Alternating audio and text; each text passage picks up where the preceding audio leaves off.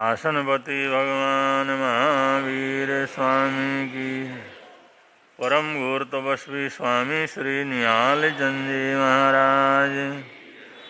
परम सरलात्मा दादा गुरुदेव श्री खूब चंद जी महाराज। संघ संरक्षक बहुसूत्र पूज्य गुरुदेव श्री फूल चंद जी महाराज। उत्तर भारतीय प्रवर्तक शासन सूर्य पूज्य गुरुदेव श्री शांति स्वरूप जी महाराज। श्रवण संघीय सलाहकार भीष्म पितामह राज ऋषि पूज्य गुरुदेव श्री सुमति प्रकाश जी महाराज की जय।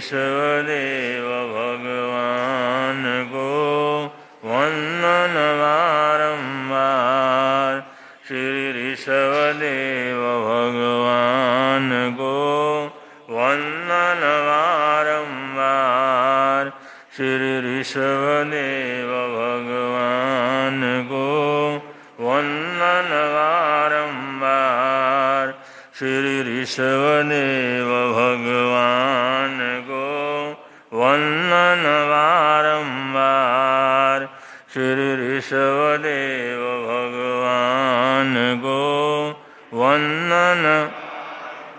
श्री ऋषभदेव भगवान को वंदन।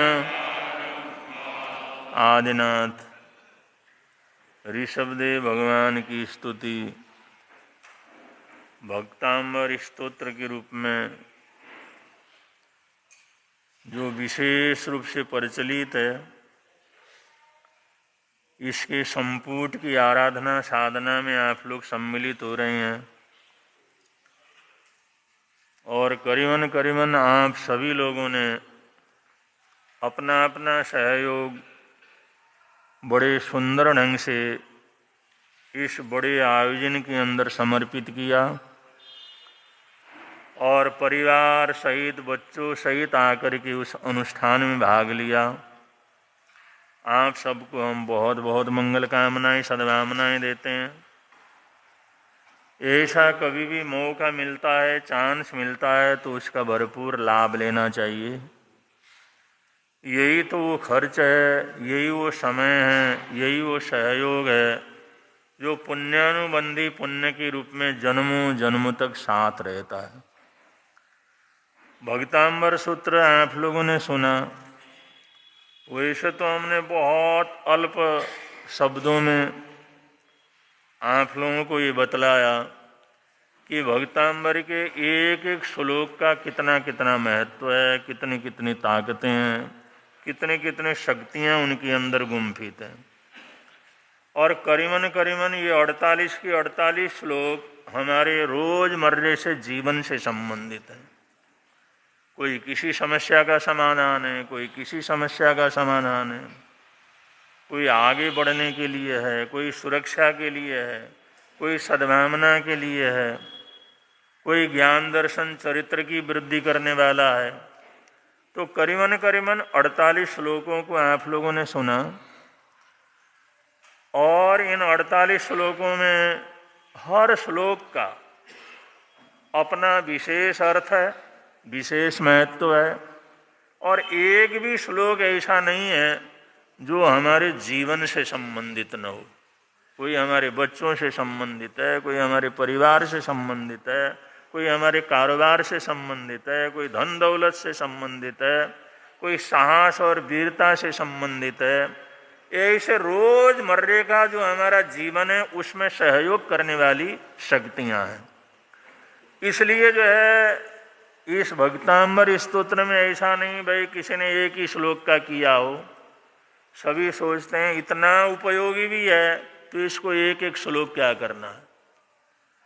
इसलिए रोज इसको पूरा का पूरा करने का भाव लोग रखते हैं। उन्होंने कहा इसमें एक भी ऐसा नहीं है छोड़ने लायक हो, एक भी ऐसा नहीं है जिसकी जरूरत न हो, एक भी ऐसा आवश्यक नहीं है, अनावश्यक नहीं है जिसको हम नजरअंदाज कर सकें।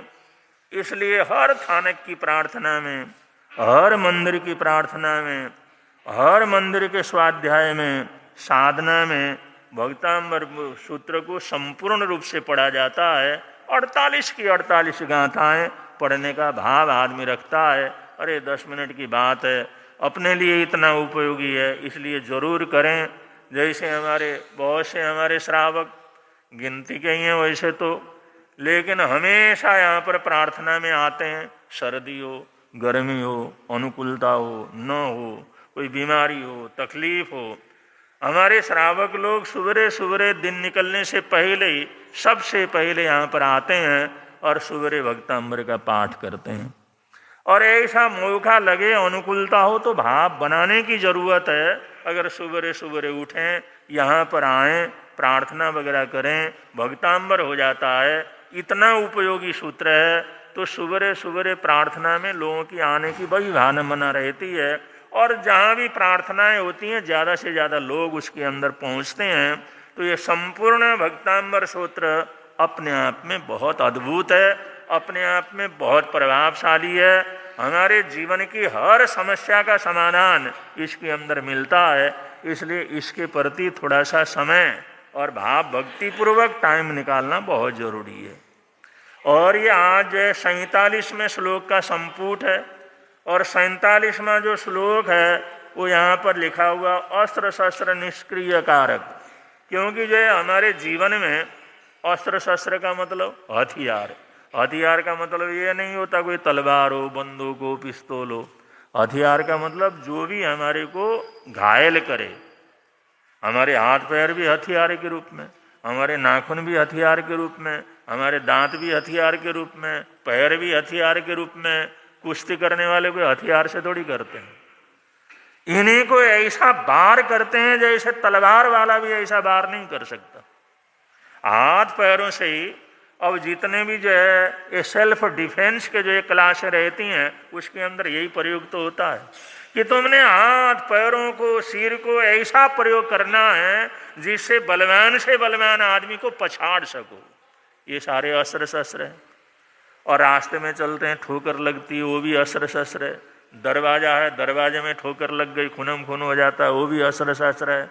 अचानक होने वाली जो तकलीफें हैं, अचानक लगने वाले शस्त्र हैं, हमारा उपयोगी है, लेकिन वो लग गया तो हमारे लिए तो शस्त्र ही हो जाता है, वो घायल करने वाला हो जाता है। एक कुर्सी आराम से बैठते हैं, उसी के अंदर कुछ लग जाए, आसन के अंदर कुछ लग जाए, घर के अंदर ही जो ठोकर लग जाए, और जो दरवाजे के साथ ही ठोकर लग जाए, और हाथ पैर वगैरह थोड़ा सा उसके दरवाजे के अंदर ही आ जाए, उसी में शस्त्र अस्त्र का काम हो जाता है। तो अचानक होने वाली जो घटनाएं, अब अचानक कितनी घटनाएं हो जाती हैं। जरा सी बात होगी, ठोकर लग जाती है, एकदम नीचे गिर जाता है, सिर में लग जाता है, परेशान हो जाता है, हॉस्पिटल ले जाना पड़ जाता है। ये अचानक होने वाली घटनाएं, अचानक आने वाले जो शस्त्र अस्त्र हैं, अचानक होने वाली जो जीवन के अंदर घटनाएं, रसोई में काम कर रहे हैं, एकदम हाथ जल गया, एकदम कुछ आग वगैरह लग गई, परेशानी हो गई, तो ऐसा उठते बैठते, खाते पीते, चलते फिरते कहीं ना कहीं कोई ना कोई चीज लगती है और उससे बड़ी वेदना होती है। कभी कभी तो लगती है तो बड़ी भारी परेशानी भी खड़ी हो जाती है। तो ऐसे अचानक आने वाले जो शस्त्र अस्त्र हैं, अचानक लगने वाले जो शस्त्र अस्त्र हैं, अचानक हमारे को घायल करने वाली चीजें हैं, अचानक होने वाली जो दुर्घटनाएं हैं, इस सभी दुर्घटनाओं से ये जो है 47वां श्लोक हमारे को सुरक्षित करता है। अगर एकदम ठोकरने लगे, उसी समय हम संभल गए तो क्षण के अंदर संभल गए। अगर जैसे पैर फिसलने लगा और जैसे ही पैर फिसलने लगा एकदम हम संभल गए, तो वहां पर जो नीचे गिरने से जो बच गए, हड्डियां पसड़ियां टूटने से बच गए। एक पौड़ियों में पैर फिसलता तो ऊपर से नीचे पहुंच जाता है, उसको कहीं दूर जा करके गिरने की जरूरत नहीं। हड्डी टूट गई, अगर कुछ हो गया, कमर में लग गई, तो अब महीने 2 महीने के लिए हॉस्पिटल के अंदर जा करके रहना पड़ता है, आईसीयू के अंदर जा करके रहना पड़ता है। तो शास्त्र अर्थ तो सारे ही हैं, हमारी पौड़ियाँ हैं, हमारा घर है। कोई लोग बेडरूम में सोए हुए हैं, एकदम अचानक नीचे गिर जाते हैं तो बड़ा चोट लग जाता है, हाथ पैर टूट जाते हैं कईयों के, तो अब उनको हॉस्पिटल ले जाना पड़ता है। तो शास्त्र अस्त्र बड़े पड़े हैं, हमारे चारों तरफ यही चीजें हैं।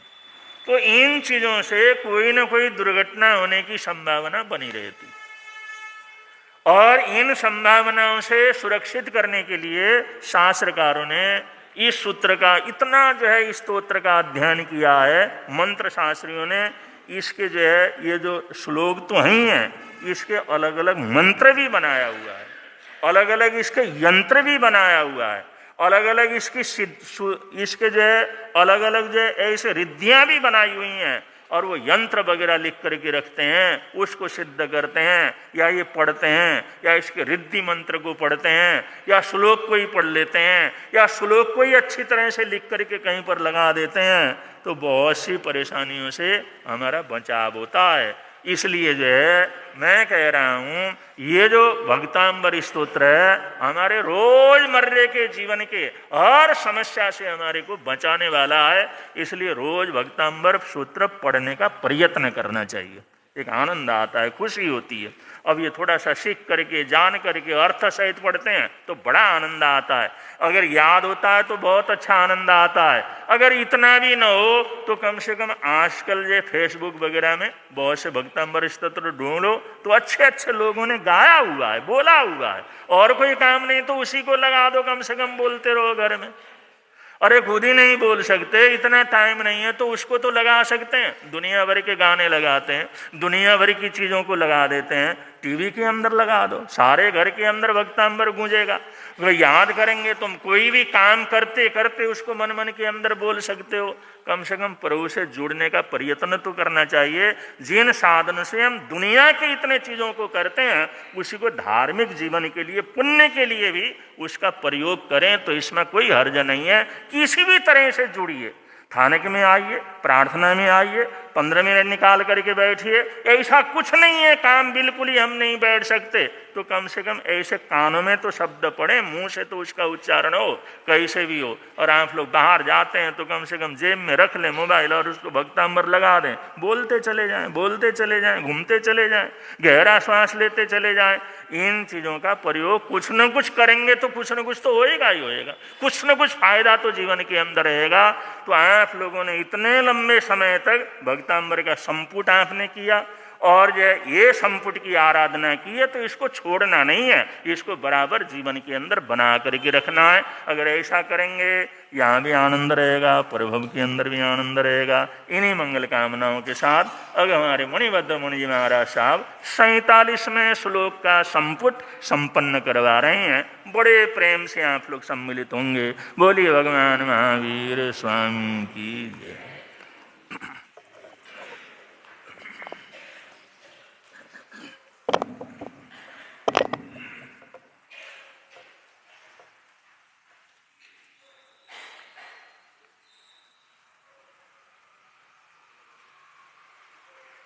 नमो मंगलमुखे ठाम अहिंसा संयमो तव देवावितं नमं सन्ति जसा धम्मे संयमणो। दुनिया के चराचर जीवों पर कर्मों ने क्या साधुग्रस्त क्या बाल वृद्ध बस कोई न बचने पाया।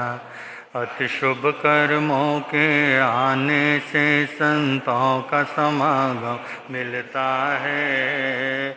जिन वाणी श्रवण करने से दुख जन्म मरण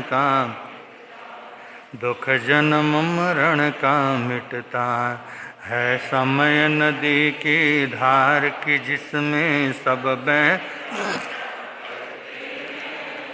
है। समय बड़ा तूफान प्रबल पर्वत झुक जाया करते। अक्सर दुनिया के लोग समय में चक्कर खाया, लेकिन कुछ ऐसे होते जो इतिहास बनाया करते। इतिहास अनंत अनंतोपकारी त्रैलोक्यनाथ शासन के महाप्राण शरणो भगवान महावीर स्वामी को स्मरण करते हुए आचार्य भगवान एवं आराध्य गुरुदेव के चरणों में वंदन। नेपाल हिंद गौरव वाचनाचार्य उपाध्याय प्रवर डॉक्टर श्री विशाल मुनि जी महाराज साहब के चरणों में कोटिस वंदन करने के पश्चात आदरणीय मुनिराज, प्रिय श्रोताजन, भक्तांबर स्तोत्र की साधना हम सब लोग कर रहे हैं। अभी हम सब लोग 47वें पद की आराधना करेंगे। उससे पूर्व हम उसकी विधि संपन्न करें। श्री सिमंदर स्वामी भगवान, श्री ऋषभ देव जी, आचार्य श्री मानतुंग जी एवं गुरुदेव जी वाचनाचार्य भगवान, आपकी आज्ञा से, आपकी कृपा से, आपके प्रभाव से, आपके अनुग्रह से हम सभी भक्तांबर संपुट प्रारंभ कर रहे हैं। अनुष्ठान सुख शांति आनंदपूर्वक परिपूर्ण हो, इसी भावना के साथ क्षिपोम स्वाहा क्षिपोम क्षिपोम स्वाहा क्षिपोम स्वाहा क्षिपोम स्वाहा क्षिपोम स्वाहा क्षिपोम स्वाहा क्षिपोम स्वाहा क्षिपोम। श्री आदिनाथाय नमः, श्री आदिनाथाय नमः, श्री आदिनाथाय नमः, श्री आदिनाथाय नमः, श्री आदिनाथाय नमः, श्री आदिनाथाय नमः, श्री आदिनाथाय नमः, श्री आदिनाथाय नमः, श्री आदिनाथाय नमः, नमोत्थुणं समणस्य भगवो महावीरस्य नमोत्थुणं समणस्य नमोत्थुणं समणस्य भगवो महावीरस्य नमोत्थुणं समणस्य भगवो महावीर नमोत्थुणं समणस्य भगवो महावीरस्य नमोत्थुणं समणस्य भगवो महावीरस्य नमोत्थुणं नमोत्थुणं समणस्य भगवो महावीरस्य नमोत्थुणं समणस्य भगवो महावीरस्य ह्रीं सर्वशान्ति कुरु कुरु स्वाहा ह्रीं सर्वशान्ति कुरु कुरु स्वाहा ह्रीं सर्वशान्ति कुरु कुरु स्वाहा ह्रीं सर्वशान्ति कुरु कुरु स्वाहा ह्रीं सर्वशान्ति कुरु कुरु स्वाहा ह्रीं सर्वशान्ति कुरु कुरु स्वाहा ह्रीं सर्वशान्ति कुरु कुरु स्वाहा ह्रीं सर्वशान्ति कुरु कुरु स्वाहा ह्रीं सर्वशान्ति कुरु कुरु स्वाहा भक्तामर प्रणतमौलिमणिप्रभाण मोद्योतकं दलितपापतमोवितानं सम्यक् प्रणम्य जिनपादयुगं युगादा वालम्बनं भवजलिन् मात्योदीपेन्द्रमृगराजदवानलाहि संग्रामवारिधि महोदरवन्दनोत्तम तस्यासुनाशमुपयाति भयं भियेव यस्तावकं स्तवमिमं मतिमानदीते यशस्तुतः सकलवाङ्मयतत्त्वबोधा दुदभूतबुद्धिपटुभिः सुरलोकनाथे स्तोत्रैर्जगत्रितयचित्तहरेरुदारे स्तोष्ये किलाहमपि तं महत्योदीपेन्द्रमृगराजदवानलाहि संग्रामवारिधि महोदरबन्धनोत्तम तस्यासनाशमुपयाति भयं भियेव यस्तावकं स्तवमिमं मतिमानधीते बुद्ध्या विनापि विबुधार्चितपादपीठ स्तोतुं समोदतमतिर्विगतत्रपोऽहं बालं विहाय जलसंस्थित मन्ये क इच्छति जना सहसा गृहीतुं मात्यादिपेन्द्रमृगराज संग्रामवारिधि महोदरबन्धनोत्तम तस्याशुनाशमुपयाति भयं यस्तावकं स्तवमिमं मतिमानधि वक्तुं गुणान् गुणसमुद्रशशाङ्ककान्त हस्तेशमासुरगुरो प्रतिमोऽपि बुद्ध्या कल्पान्तकालवरुणोधतनक्रचक्रं को वातरीतुमलमभ्युनिधिं भुजाभ्यां मत्तादिपेन्द्रमृगराजदवानलाहि संग्रामवारिधि महोदरबन्धनोत्तम तस्यासुनाशमुपयाति भयं यस्तावकं स्तवमिमं मतिमान सोऽहं तथापि तव कर्तुं स्तवं विगतशक्तिरपि प्रवृत्ता प्रीत्यात्मवीरमविचार्य मृगो मृगेन्द्रं नाभ्येति किं निजशिशो परिपालनातं मात्तादिपेन्द्रमृगराजदवानलाहि संग्रामवारिधि महोदरबन्धनोत्तम तस्यासनाशमुपयाति भयं यस्तावकं स्तवमिमं मतिमानधीते अल्पश्रुतं श्रुतवतां परिहासधाम त्वद्भक्तिरेव मुखरीकुरुते यत्कोकिलाकिलमधो मधुरं विरोति तच्चाम्रचारुकलिकानिकरैकहेतो मात्तादिपेन्द्रमृगराजदवानलाहि संग्रामवारिधि महोदरबन्धनोत्तम तस्यासुनाशमुपयाति भयं यस्तावकं स्तवमिमं मतिमानधीते तत्संस्तवेन भवसंस्तति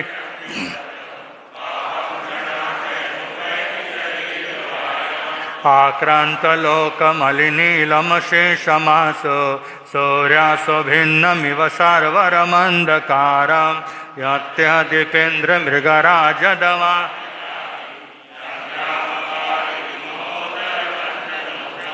तस्यासुनासुमुपयाति भयं भियेव यस्तावकंस्तममिमं मतिमानधीते मतवेति नाथ तव संस्तवनं महेदा मारभ्यते तनुधियापि तव प्रभावात् चेतो हरिषति शतान्नलिनी दलेशो मोक्ता फलादुतिमुपैति ननूदबिन्दो मत्तदीपेन्द्र मृगराज दवानलायि संग्राम वारिधि महोदर तस्यासुनासमुपयाति भयं भियेव यस्तावकंस्तममिमं मतिमानधीते आस्तां तवस्तवनमस्तसमस्तदोषं तस्तं कथापि जगतान्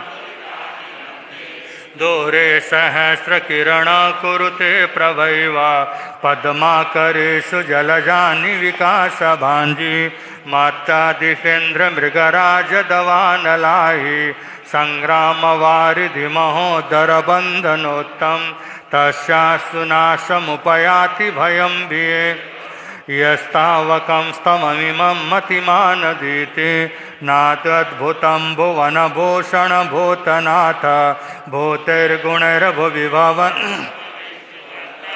तुल्या भवन्ति भवतो ननु तेन किं वा भूत्याश्रितं ह्ययनास्तसमं करोति मत्तदीपेन्द्र मृगराज दवान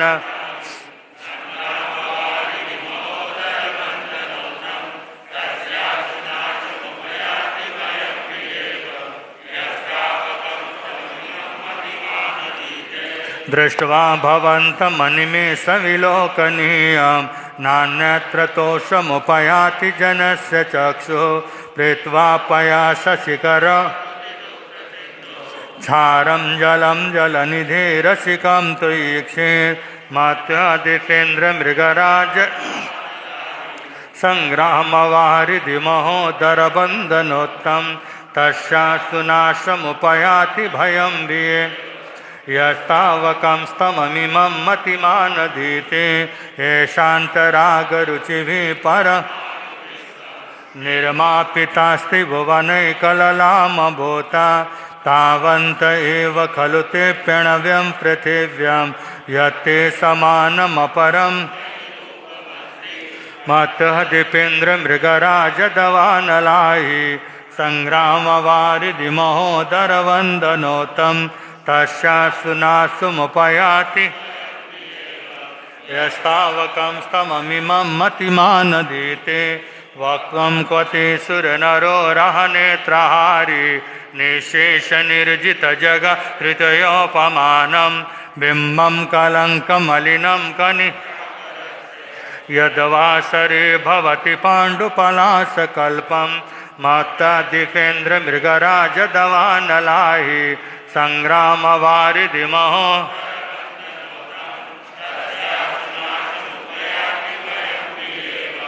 यस्तावकंस्तममिमं मतिमानधीते सम्पूर्णमण्डलशशाङ्ककला सोम्रागुणास्त्रिभुवनं तव लङ्घयन्ति ये संचितास्त्रिजगदीश्वर कष्टान्निवारयति सञ्चरतो यतिष्ठं दीपेन्द्र मृगराज दवानलाहि संग्राम वारिधि महोदर वन्दनोत्तम तस्यासुनासमुपयाति भयं भियेव यस्तावकंस्तममिमं मति चित्रं किमत्र यदि ते त्रिदशाङ्गनाभि नेतं मनागपि मनो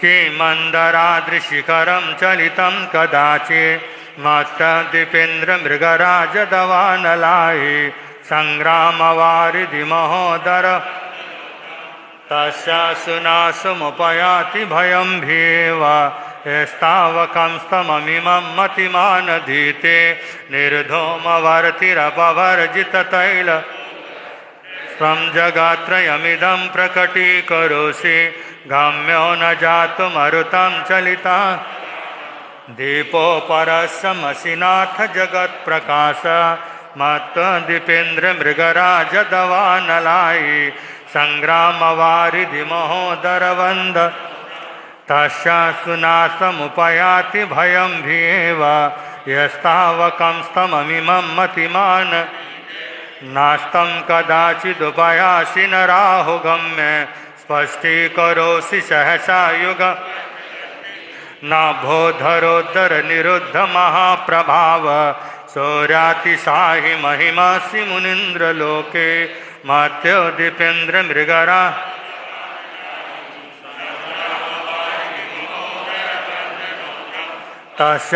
तस्यासुनाशमुपयाति भयं भीव यस्तावकं स्तममिमं मतिमानधीते नित्योदयं दलितमोहमहन्धकारं गम्यं न राहो वदनस्तन विव्राजते तव मुखाब्जमनल्पकान्ति विद्योतया जगत्पूर्व मत दीपेन्द्र मृगराज दवानलाहि संग्रामवारिधि महोदर तस्याशुनाशमुपयाति भयं भीव यस्तावकं स्तममिमं मतिमानधीते किं सर्वरीषु शशिना हि विवस् युष्मन्मुखेन्दुदलितेषु तमस्सु नाथ निष्पन्नशालिवनशालिनि जीवलोके कार्य की जय जलधर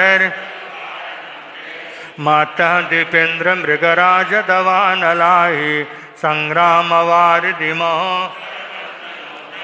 तस्यासुनाशमुपयाति भयं भीव यस्तावकं स्तममिमं मतिमानधीते ज्ञानं यथा त्वयि विभाति नैवं तथा हरिहरादिषु नायकेषु तेजस्पुणं मणिषु याति यथा महत्तं नैवं तु काचसकले किरणाकुलेऽपि मात्वा दीपेन्द्र मृगराज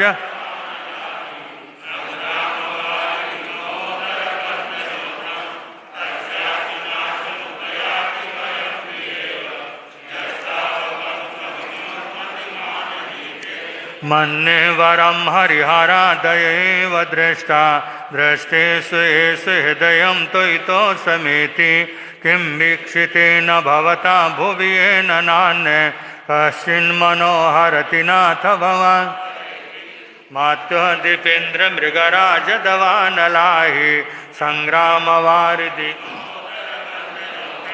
तस्यासुनाशमुपयाति भयं भीव यस्तावकं स्तममिमं मति स्त्रीणां शतानि शतशो जनयन्ति पौत्रान् नान्ये सुतं तदुपमं जननी प्रसूता सर्वादिशो ददति भानि सहस्ररश्मिं प्राचीव दिग्जनयति स्फुरदंशुजालं मत्या दीपेन्द्र मृगराज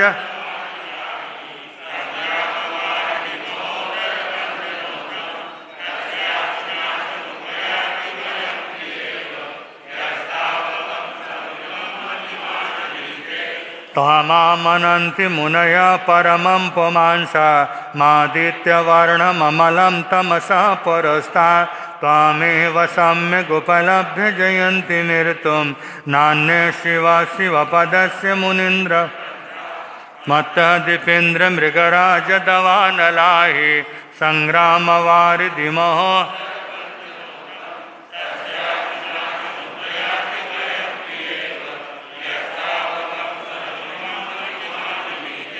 त्वामा वयं व्योमचिन्तमसङ्खमाद्यं ब्रह्माण्डमीश्वरमनन्तमनङ्गकेतुं योगीश्वरं विदितयोगमनेकमेकं ज्ञानस्वरूपममलं प्रवदन्ति सन्ता मत्य दीपेन्द्र मृगराज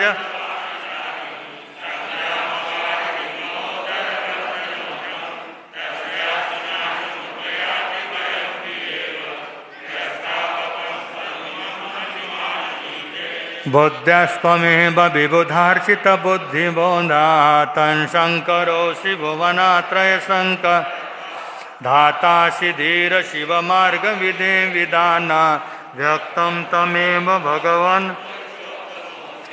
मत्त दीपेन्द्र मृगराज दवानलाहि संग्रामवारिधि महोदर तस्यासुनाशमुपयाति भयं भीव यस्तावकं स्तममिमं भुवनार्तिहराय नाथ तुभ्यं नमः चितितलामलभूषणाय तुभ्यं नमस्त्रिजगत परमेश्वराय तुभ्यं नमो जिनभवोदधि मत्तदीपेन्द्र मृगराज दवानलाहि संग्राम